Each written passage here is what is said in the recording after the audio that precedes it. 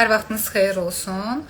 Aynur Hüseynli ilə növbəti müzakirəmizdir. Mövzu əlverişsiz mühitdə uşağın potensialının dəstəklənməsidir. Şəraitdən asılı olmayaraq hər bir uşağın dəstəklənmək haqqı var. Amma niyəsə əksər hallarda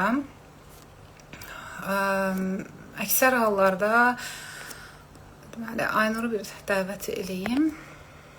Aynur, haradasın?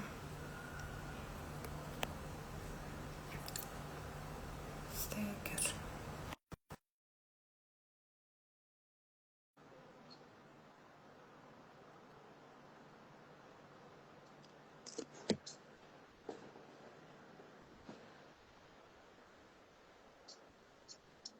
Salam Aynur. Salam, axşamın xeyir olsun Nailə. Necəsən? Təşəkkür edirəm, yaxşıyam. Sən necəsən? Yaxşı ol Günan, mən də yaxşıyam.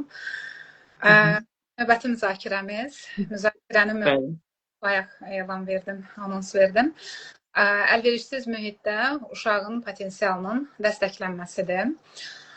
Müzakirə 3 hissədən ibarətdir, bayaq böldük səndən.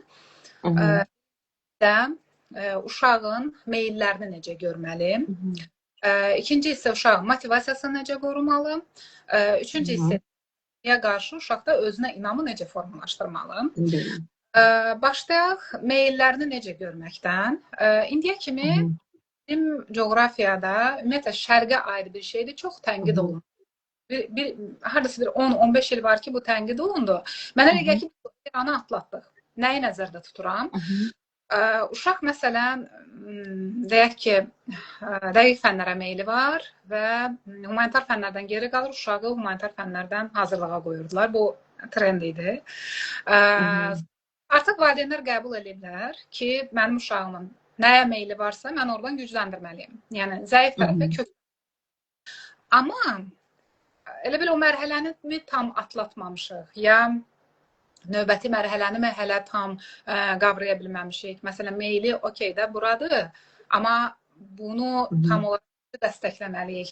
Bazamızda mı nəsə yoxdur? Yəni, tərəf necə dəstəklənməlidir deyə elə bil ki, hələ biz özümüz o şeyi tam tuta bilməmişik. Buradan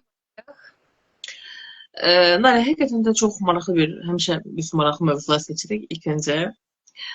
Buradan vurğulayım. Maraqlı və həssasdır. Burada ilk meyli necə yönləndirməli sualına cavab vermək üçün mən burada 3 alt punkt edəcəm. Çünki meyli necə yönləndirilməsini bilməyimiz üçün meyl nədən yaranır, onu bilməliyik. 3 alt punkt nə olacaq? Meyl, maraq dairəsi və potensial. Biz bunu bəzən qarışdırırıq, amma fərqli anlayışlardır. Meyl nə deməkdir? Uşağın hər hansı bir fəaliyyətə təbii yönəlməsidir. Yəni, həvəslə yönəlməsidir, həvəs etməsidir. Amma meyl bir bacarıq deyil. Meyl bacarığın zəmin qatıdır, ilk addımıdır. İnsan meyl edir, həvəslənir və orada bir bacarıq qazanır. Amma meyl tək başına bacarıq deyil.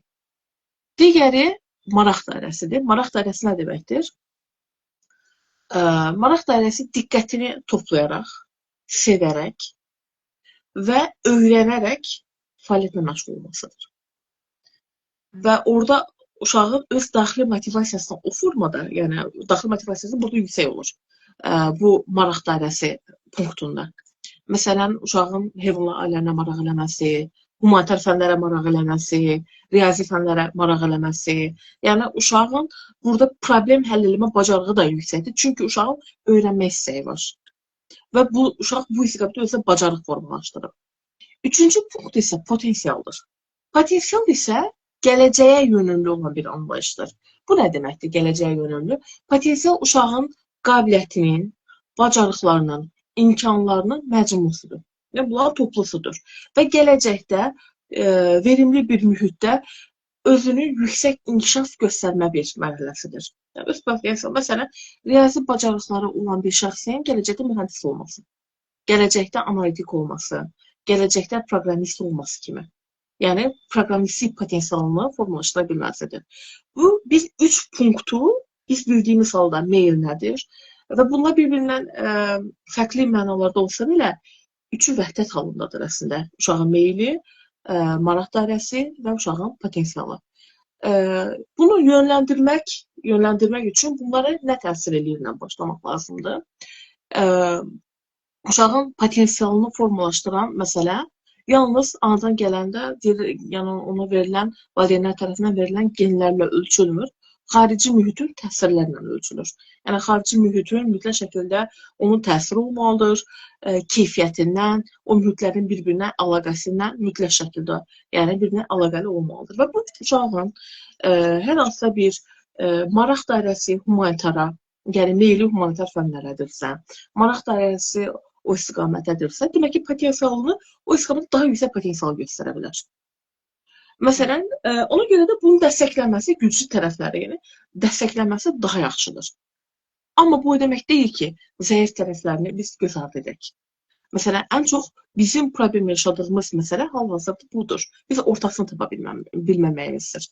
Əvvəllər zəif tərəflərini daha çox gücləndirmək istəyib, güclü tərəf məsələn uşaq humanitar fənlərə daha çox şey varsa, biz onun riyaziyyatını fokuslamasıyıq ki, yox riyaziyyata keçsin və s. və s. Və uşaq orada öz potensialını gerçəkləşdirə bilmir. Çünki riyazi bacarıqlar üzərindən lazım qədər təcrübələri, maraq dairəsi, motivasiyasını yarada bilmir. Çünki meyli o istiqamətə deyil, meyli bu istiqamətədir, humanitar fənlərədir. Amma biz bunu indi dedik ki, biz humanitar fənləri dəstəkləmək üçün onu gücləndiririk və s. Amma biz bir şey də unuduruq. İnsan beyni neuroplastikdir və lazımı mühiti, keyfiyyətli mühiti lazımı qədərində dəstəklədiyimiz halda o istiqamətdə də biz inkişaf eləyə bilərik.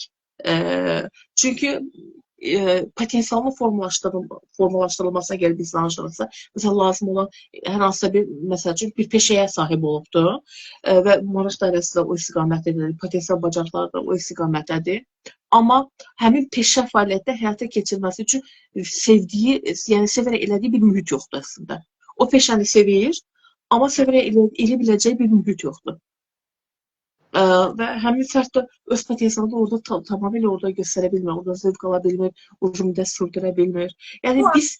Aynur, buyur. Bayaq sən dedin ki, meyl nədən yaranır? Alt 3 yerə böldün. Meyl, maraq, potensial. Bəli. Meyl, məsəl üçün, ailədən, dədədən, ataya, atadan oğula keçən məsləklər var ki, nəsildə o şəcərədə biri çıxır ki, o marağı olmur.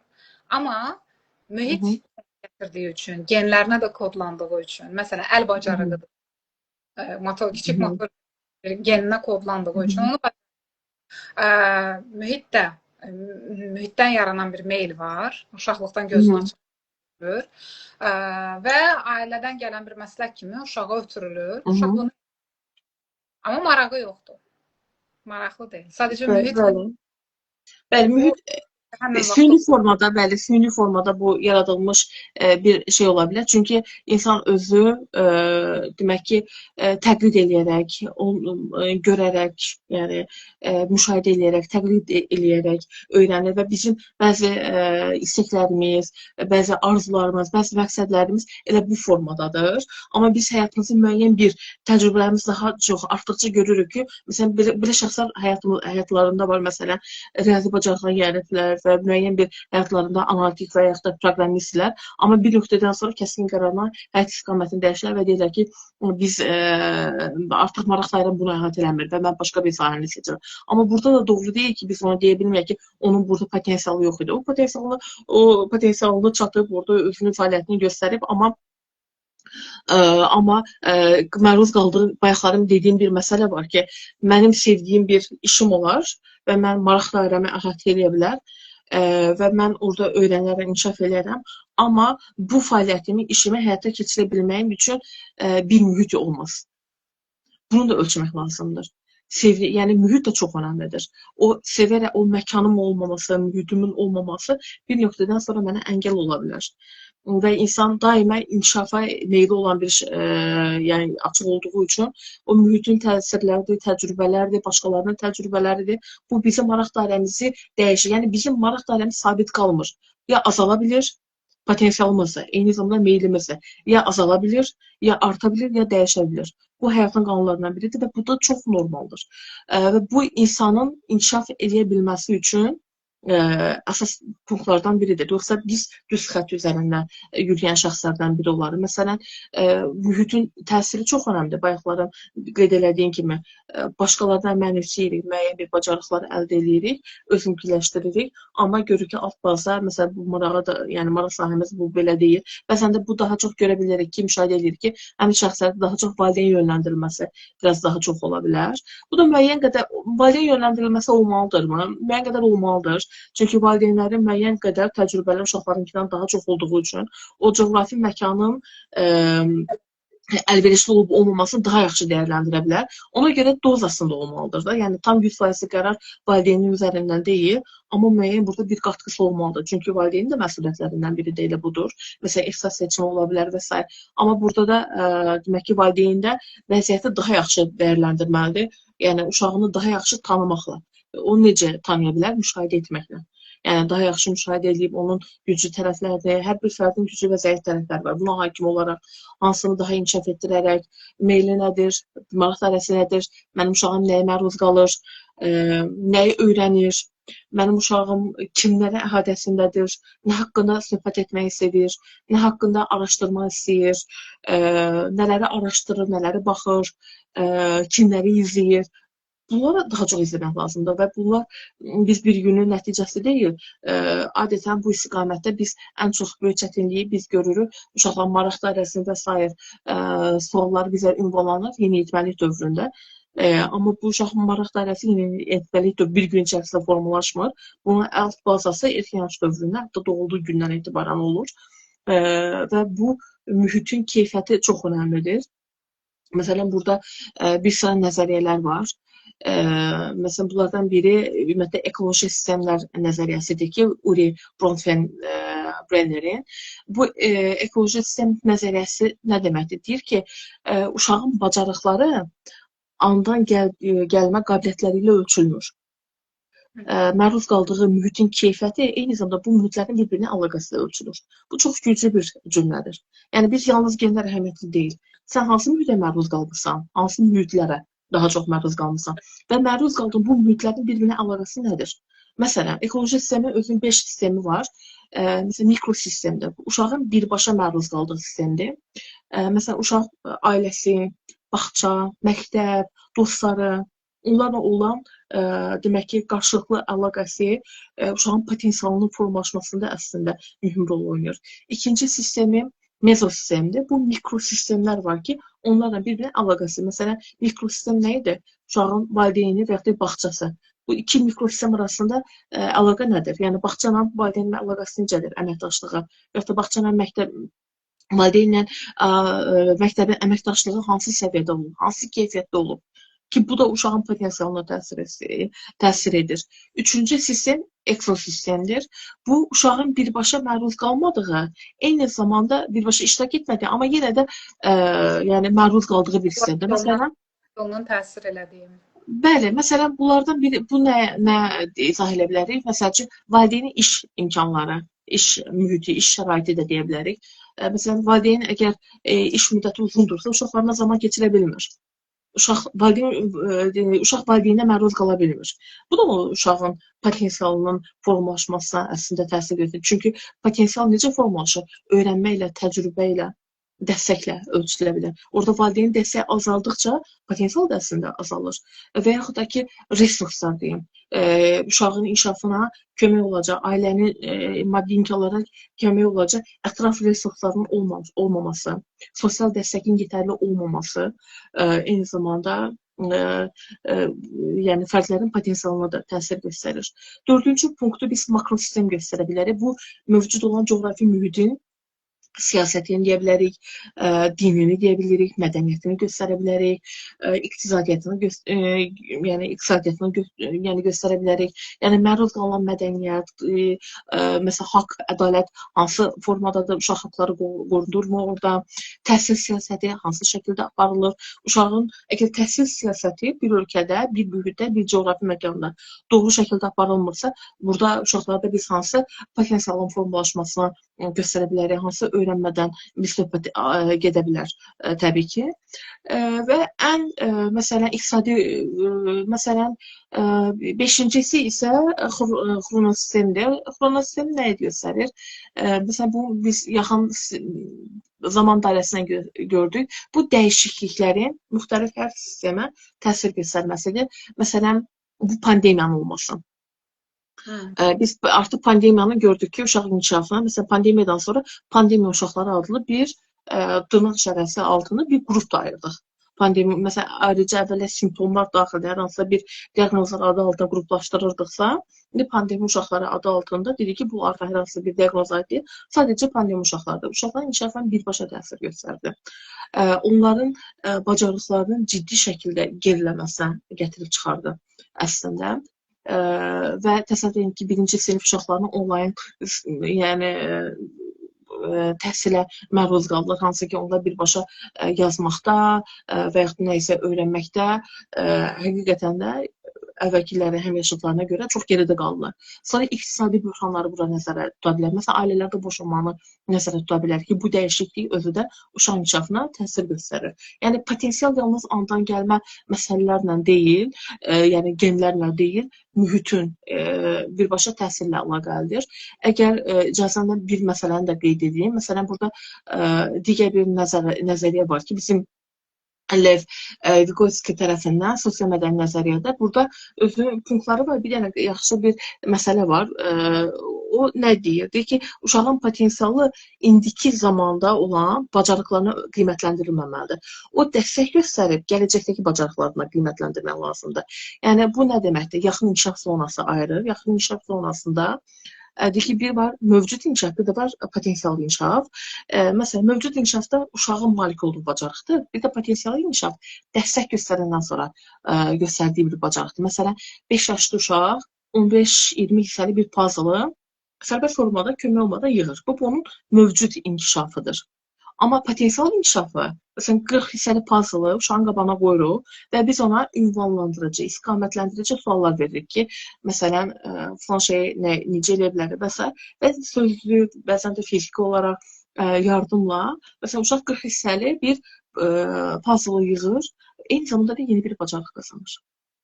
Yəni, bu yəni potensialın formalaşması ətraf mühitin zənginliyi ilə çox önəmlidir, çox əhəmiyyətlidir. Bəli. Bir də yaxın öyrənmədə məsələn bir şey var. Bəzən olur ki, uşağın çox məruz, valideyndən çox məruz qaldığı bir ulduz götürək də, qara nöqtə götürməyək. Yaxın o çevrə uşağa təsir eləyəcək şəxsləri bir qara nöqtə kimi götürsək, uşağın gələcəyinə, təxəyyülünə, təfəkkürünə yaxşı təsir eləyəcək şəxsləri də bir ulduz kimi götürsək, əgər o ulduz doğrudan da o qara nöqtədən daha çox parıldayırsa və onun parıltısı o qara nöqtənin təsiri qədərdirsə, uşaq o ulduzdan yararlana bilir. Bəli, həqiqətən bəli. Bəzən ailənin çatmır, hansısa mühitlərə, hansısa yaxşı təhsili verməyə ailənin imkanı çatmır. Elə bir şəxs olur ki, ailənin ətrafında, o ailə yaxın olur, ailə ilə sıx gəlib gedən şəxs olur, o ailənin uşaqlarına çox yaxşı təsir. Bəli. Məsələn, bayaqlarım qeyd elədiyim o sosial mədəni demək ki, inkişaf nəzəriyyəsində də bu punkt var ki, daha çox bilgili şəxsin məruziyətinə qalmaq. Eyni zamanda bu sosial öyrənmə nəzəriyyəsində də daxildir ki, insan görərək öyrənə bilən şəxslərdir. Məsələn, bu zamanla mənə bir zamanlar ünvanlanmış bir sual olmuşdu ki, məsələn, ucqar bir bölgədir, təhsil səviyyəsi çox aşağıdır, hətta çox bir insan yazma, oxuma bacarıqları çox aşağıdır, amma orada elə insanlar olub ki, zamanla xarici ölkəyə də gedib, məsələn, o necə olur, sual olunur ki, məsələn, o necə olur, o fitriksi ya da sayılmır. Əslində, biz onların həyatlarında yaxından tanış olanda, onların bir həyatlarında idolları olur. Onlardan örnək götürə biləcəyi, onları həvəsləndirəcəyi, ilham götürə biləcəyi bir idolları olub. Onlar özlərini xəyal edərək əslində həyatlarını təsəvvür edərək, məqsədləri qoyaraq belə bir nəticəyə alınıb.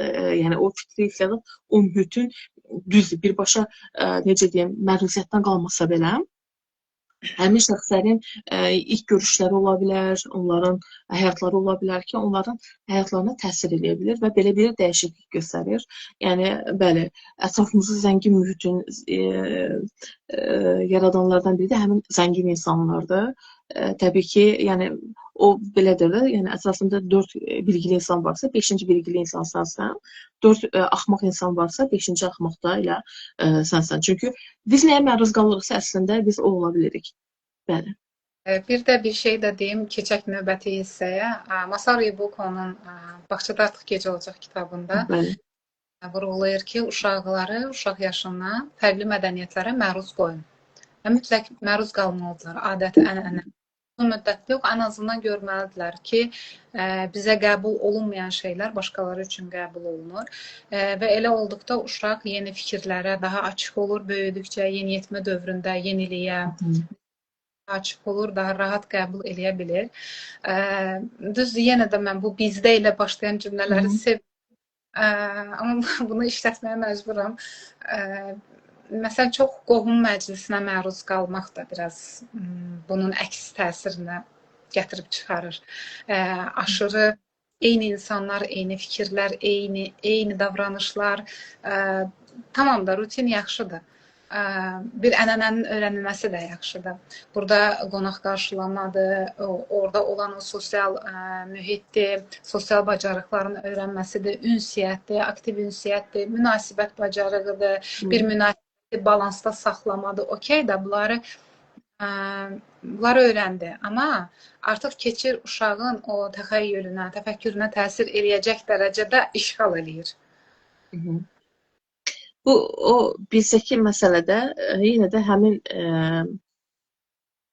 kiçik bir qrupun kimlərdən ibarət olmasından əslində çox asılıdır. Əgər zəngin insanlardırsa, daimə inkişaf eləyən, yəni özünü təkmilləşdirən insanlar mühitdirsə, təbii ki, fərdlər yaşından asılı olmayaraq orada inkişaf eləyəcək. Amma yenə də o kiçik qruplar, hansı ki, təhsil səviyyəsi aşağı, miflərə daha çox inanan, belə bir şey desə, müəyyən bir adət-ənənələrin ötürülməsində, inancların ötürülməsində bəlkə kömək. Bunun müxtəlif yararları var. Amma davamlı formada məruz qalması mən də səninlə razıyam ki, o qədər də həmin fərdin inkişafına səbəb olmayacaq. Çünki bəzən biz hələ də, məsələn, qara pişiyin nəsl gətirməsi fikri, yəni 20 bundan öncə də aktualdır. Bugün də bu aktual olması çox, yəni o qədər də necə deyim, yaxşı bir davranış deyil. Məsələn, hal-hazırda məsələn peyvəndlər insanları xəstələndirir fikri də 20 il, 30 il öncə də aktiv idi. İndi də buna inanan insanların daha çox olması bu kimi topluluqlara daha çox məruz qalma ilə mən əlaqələndirirəm ki, çünki inanclar da ötürülür, nəsildən nəslə ötürülür, əsas olmayan tibbi və yaxud da ki, elmi əsaslar olmayan bilgilər ötürülür. Yəni, biz orada inkişafdan danışa bilmərik. Düzdür, müəyyən adət-ənənələrin qorunması, hər bir ölkənin özünün adəti var, hər bir ölkənin özünün ənənəsi var, onun qorunması və ötürülməsi faydalıdır. Amma bunun yenə də miqdarı, yenə də, yəni mühit zəngin olmalıdır. İnkişaf üçün mühit zəngin olmalıdır, dəyişkən olmalıdır. Müxtəlif mədəni, məsələn, Çində o adət-ənənələr necədir, Avropada bu necədir, Amerikada necədir, bunu bilmək məsələn çox faydalıdır. Məsələn, biz bunu necə zənginləşdirə bilərik? Dil öyrənərək. Dil özü də başqa bir mədəniyyətdir, düşünmə stilidir. Biz ingilis dilini öyrənərək, ingilis dilli xalqların, fransız dili öyrənərək, fransız dilli xalqların mədəniyyətini də öyrənmiş oluruq. Onlar da hansı formada, onların düşünmə tərzi ilə də biz tanış ola bilirik və bu bizim öyrənmə potensialımızı da əslində artırır. İkinci hissə motivasiya ilə bağlı idi. Uşağın motivasiyasını necə qorumalı? Motivasiya ilə bağlı artıq 20 ildir ədəbiyyat satılır, podkastlar paylaşılır. Amma motivasiya, bilmirəm, indi onu danışacağıq, bir balanslı şəkildə bir yerə qədər lazımdır. Amma motivasiya qəbul eləyək ki, bizi dağın ətəyinə apara bilər. Amma bizi Everestə dırmaşdıran şey disiplindir, motivasiya deyil. Yəni kiminsə motivasiya Everestə qalxa bilmərik. Ciddi hazırlıqlar. Səhv eləmirəmsə Everestə qalxa bilir, 2 il hazırlaşırlar. Çətin olduğunu bilmirəm.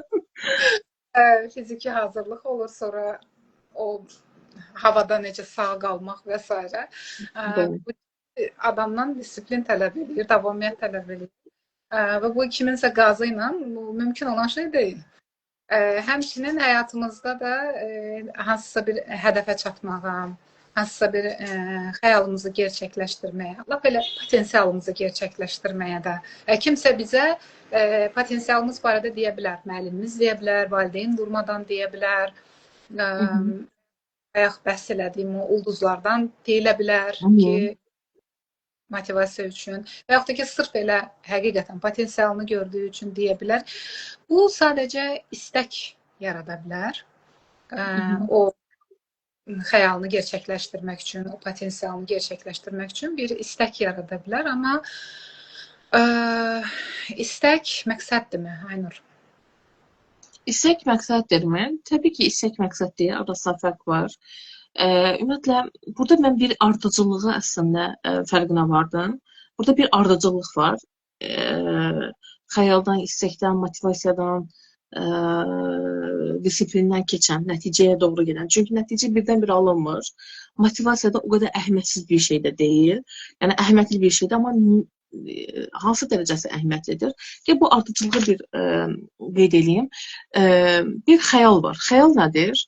Xəyaldan başlanır, gələcəyin təsəvvürüdür. Bu çox əhəmiyyətlidir, xəyal eləmək. Xəyal eləyə bilmək bacarığını biz formalaşdırmalıyıq. Ki, bu bizim yenə də meylimizlə, nəyə meylimizlə bağlıdırsa, biz kim olmaq istəyimizlə əslində xəyal eləyərək. Çünki xəyal bizə istiqamət verir, ona görə çox əhəmiyyətlidir. Xəyal elə bir boş şey deyil. Amma xəyal xəyaldadır, gerçəklikdə deyil, reallıqda deyil. Amma xəyal bizə istiqamət verir. Xəyaldan sonra məqsəd gəlir. Xəyalla məqsədin arasının fərqi məqsədin ölçülə bilən və gerçəkləşdirə bilən bir məsələ olduğudur. Və biz nə olmaqsa istiqamətimizi götürürük və onu harda başlayıb, harda bitirməsi, hansı adımla atmağımızın qərarını artıq vermişik. Artıq çünki məqsəddə bir qərarlılıq var və ilk addımda atılır.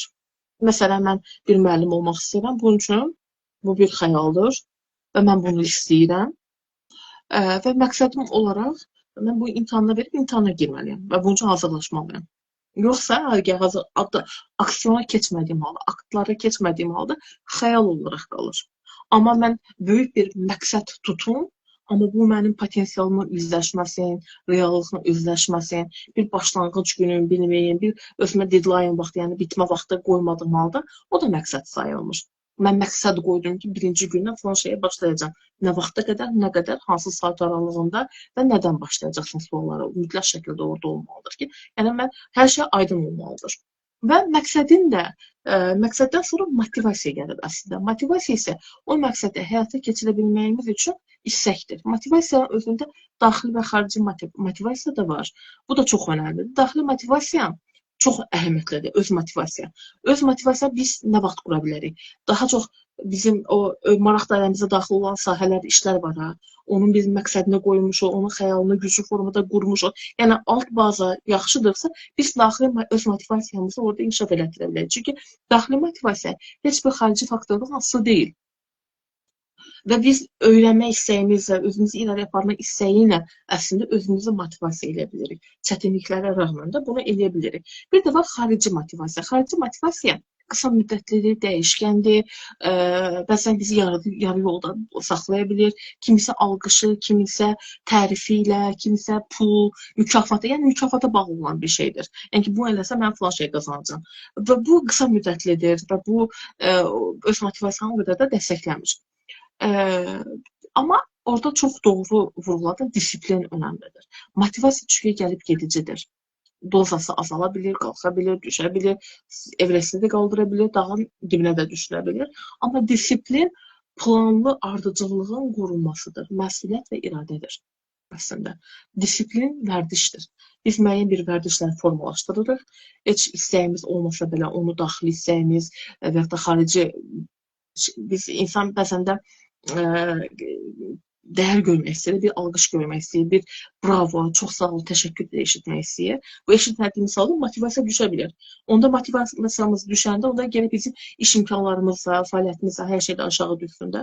Bunu amma qorumaq üçün disiplin çox önəmlidir və buna görə də biz həmin vərdişləri formalaşdırmalıyıq və bu daha sonra biz nəticəyə əldə edə bilərik. Yəni xəyal olmalıdır, məqsəd olmalıdır, motivasiya olmalıdır, disiplin daha sonra nəticə. Amma adından da məlum olduğu kimi bunlara heç biri bir gündə yaranmır. Biz bir gündə xəyal eləməyi öyrənə bilmirik. Biz erkən yaşdan biz uşaqlara öyrətməliyik. Məqsəd qoymağı erkən yaşdan qurmalıyıq. Vərdişlərin formalaşdırılması erkən yaşdan etməliyik. Motivasiyanı erkən yaşdan biz uşaqlara demək ki, dəstəkləməliyik ki, hansı şəkildə olur, onları mükafatlandırmalıyıq. Biz uşaqlara əslində necə öyrətməliyik? Nəticəyə deyil, nəticəyə qədər gələn yolu. Məsələn, super, əla, bravo, sən çox qəşəng rəsm çəkdin demək deyil. Məsələn, sən bu müddətdə daha yaxşı istədiyin şəkildə eləyə bildin. İndi dedim ki, sən bu rəsmi çəkənə qədər əylənmirsən.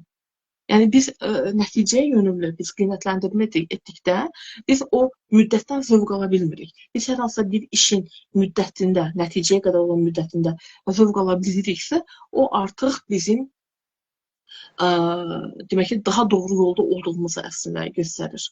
Və biz bunu ardıcıllığını gətirə bilərik, davamlılığını gətirə bilərik.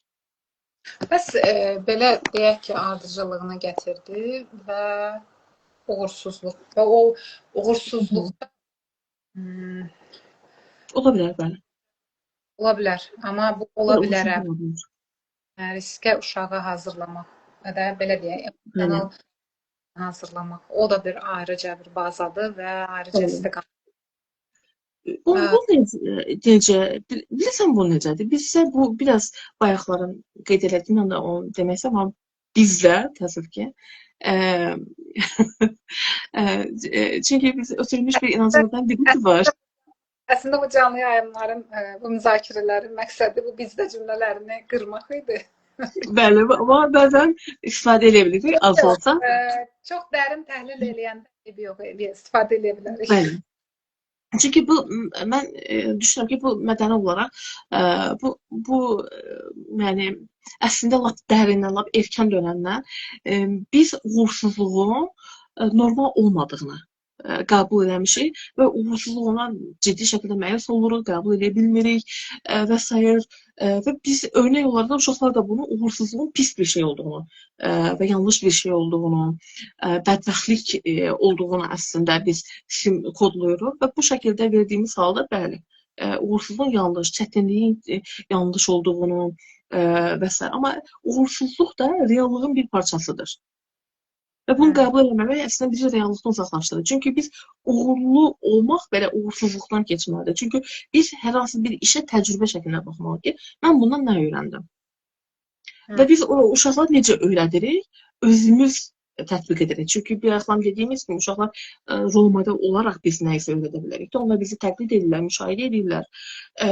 Və onlar məsələn çətin bir vəziyyətlə üzləşəndə biz qəzəblənib, əşyaları geri atıb, çığır-bağır salmaqla deyil, bu reallığın bir parçası olduğunu, burada dözümlü olduğumuzu davranışlarımızla göstəririk. Çünki uşaqlar gözləri ilə yəni tərbiyə olunurlar, dəqiq qulaqları ilə. Onlar artıq problem həll etmək olduğunu, necə həll edilməli, necə dözümlü olduğunu bizi izləyərək görünür. Amma başqa bir tərəfdə var ki, 1000 nəsihət bir müsibətdən, yəni pisdir əslində. Yəni bir müsibət 1000 nəsihətdən daha yaxşıdır. Yəni nəsihət edir ki, uğursuz olmasın, çətinliklər və s. görməsin, amma bir də müsibət görür, oradan bir nəticə alır. Bir uğursuzluq yaşayır, oradan bir nəticə alır və gələcəkdə bunu istifadə eləmən bir alətinə çevrilir ki, eyni istiqamətdə, eyni şeydə uğursuz olmasın və özünü inkişaf etdirə bilsin əslində. Ona görə də çətinliklərə biz özümüz məruz qalır, sakit, yəni bunu uşaqlara reallığın bir, həyatın bir parçası olduğunu, uğursuzluğun həyatın bir parçası olduğunu biz davranışlarımızla göstərməliyik. Aynur, əslində biz 3-cü hissəyə artıq keçid elədik, çətinliyə qarşı formalaşdırmaq. Mən əslində belə bir giriş eləyəcəkdim, amma indi deyim. Buyur. Güzel olunun müsahibələrinin birində var idi ki, eyni situasiyanı bir şərqdə götürək, bir də qərbdə götürək. Nəticə çıxardı, onu təhlil eləmişdi. Küçədə uşaq yıxılırsa, şərqdə uşaq yıxıldıqda nə edirik? Qaçıb, hamı qaçır. Yəni, ətrafda olan böyüklər uşağı yerdən qaldırmağa çalışır. Qərbdə uşaq yıxıldıqda isə gözləyir. Birinci anasını deyirlər, yanında birincisi yetişkin var. Və o yetişkin özü də uşağın qalxmağını gözləyir. Uşağın qalxmağını gözləyir. Hə, qalxa bilmədiyi anda dəstək vermək başqadır, amma uşağın yanında dayanır, qalxmağını gözləyir. Və hər ikisindən uşaq nə götürür? Birincisi o düşdüyü vəziyyətdən, düşdüyün vəziyyət problem bir vəziyyət deyil. Əsas odur ki, sən bax dəyərləndirməyi gözləyir. Şərqdə yıxılan uşağa imkan verilmir ki, düşdüyü vəziyyət, yerə yıxılmağını, necə qalxmalı olduğunu, harası əzilib, hansı əli ilə özünə dəstək verə bilər, durum dəyərləndirilməsi verilmir. Durum dəyərləndirilməsi gəlir 12 yaşa çatır, 5 yaşa çatır və o durum dəyərləndirilməsi biraz belə axsaq qalır. Davam eləmir. Amma gələcəkdə də məsələn şərqdə həm uşağın 30 yaşına gəlib hələ də maddi asılı vəziyyətdə olması və qərbdə isə 17 yaşında, 18 yaşında maddi azad olması ilə nəticələnir.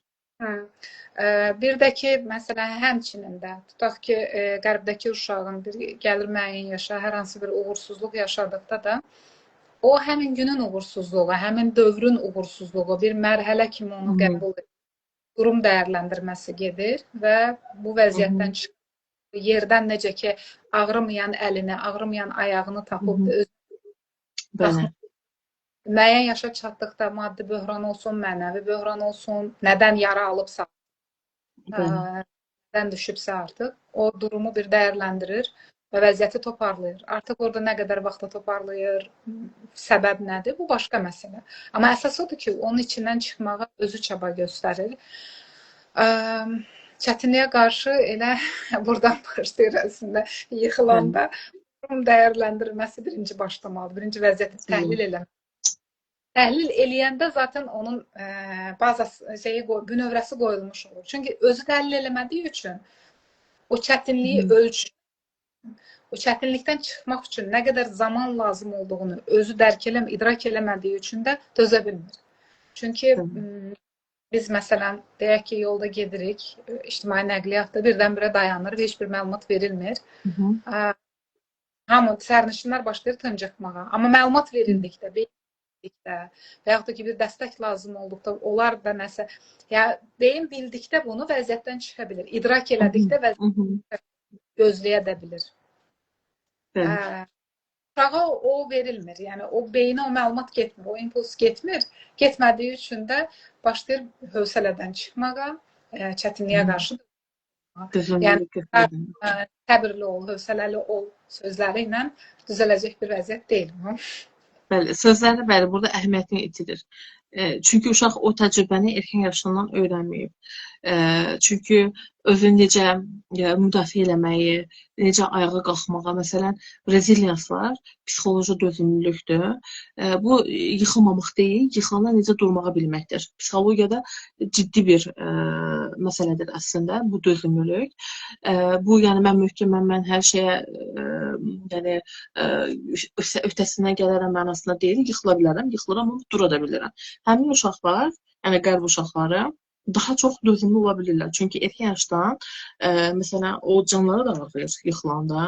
Yəni, ağlamağı, hara qədər ağlamağı və ətrafından nə gözləntiyə girməsi belə o dövrdə artıq formalaşır. Təkcə o, sən çox gözəl izah elədin ki, ağrımayan əli hansıdır, ağrıyan əli hansıdır, nələ təkan verməlidir, həm bədənini tanıyır. Yəni, duyğu sisteminin bütün hissələrini orada eyni anda inkişaf elətdirir. Eyni zamanda da cəmiyyətdən hansı, ətrafından hansı gözlənti olmasını özündə formalaşdırır.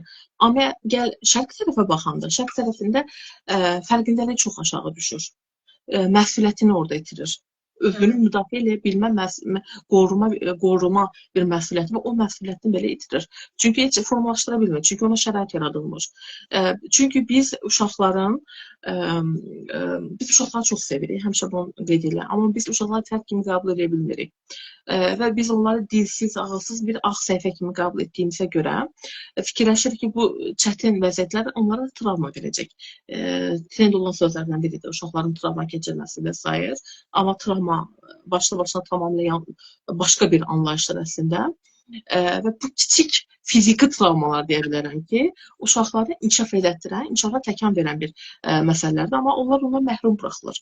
Çevrənin, məruz qaldığı çevrənin ona məhrum buraxdığına görə uşaq öz daxili potensialını da formalaşdıra bilir. potensialini, onun hansı imkanın, bacarığının olduğunun fərqinə vara bilmir. Və bu uşaqlar zaman-zaman özünə inamı çox zəif olur əslində. Bir var özünə inam bəlkə, yəni özgüvən deyəcək. Uşağın fərdin, yəni bu uşaqlarda deyil, yəni ümumiyyətlə fərdin öz potensialını, öz bacarıqlarının fərqində olmasıdır. Və özgüvənin də iki forması var, daxili və xarici özgüvən. Daxili özgüvən nə deməkdir? Daxilən özünü olduğu kimi qəbul etmək və bacarıqlarının fərqində ola bilməsidir.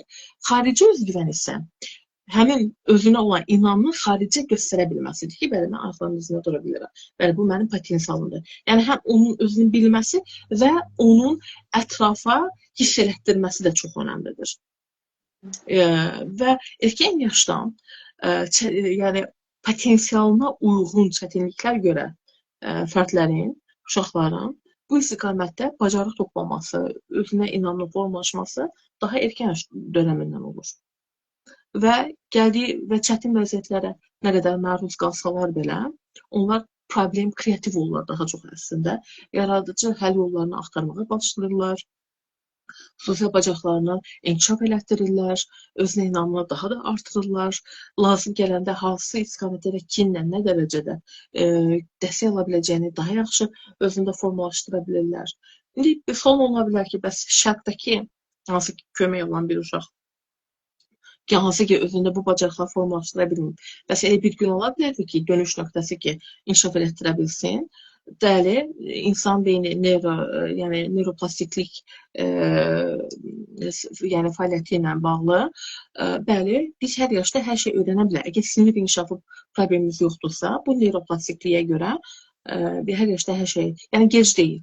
Amma o dönüş nöqtəsi erkən yaşda olarsa, uşaq həmin dönəmlərdə daha sərfəli, daha səmərəli keçirə bilər.